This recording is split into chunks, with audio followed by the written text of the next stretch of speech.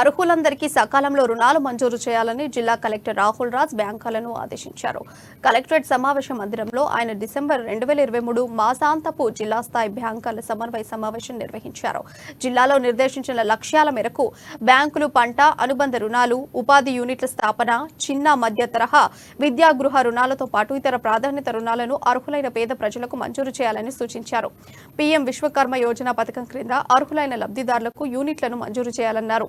అధికారులు, బ్యాంకర్లు సమన్వయంతో నిర్దేశించిన లక్ష్యాలను సాధించేందుకు ప్రణాళికలు రూపొందించి నిర్ణీత గడువులోగా రుణాలు మంజూరు చేయాలని అన్నారు. స్వయం సహాయక సంఘాల రుణ పరిమితిని పెంచాలని, ఇచ్చిన రుణాలను సకాలంలో తిరిగి చెల్లించే విధంగా బ్యాంకర్లు సంబంధిత అధికారులతో సమన్వయం చేసుకోవాలని సూచించారు. బ్యాంకులు వార్షిక సంవత్సరం ముగిసేలోగా వారి లక్ష్యాలను అధిగమించాలని అన్నారు.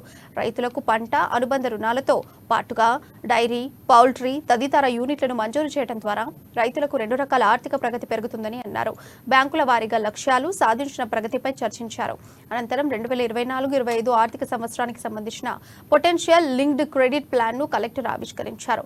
100% ఆర్థిక ప్రగతి సాధించినందుకు తెలంగాణ గ్రామీణ బ్యాంక్ ఆర్ఎం వెంకట్రామరెడ్డిని శాల్వాతో సత్కరించారు.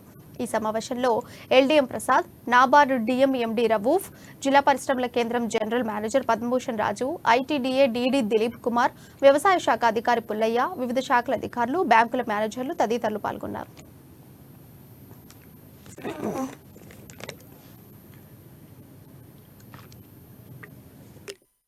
స్పెషల్ కాన్సన్ట్రేషన్ చేయాల్సిన అవసరం ఉంటుంది.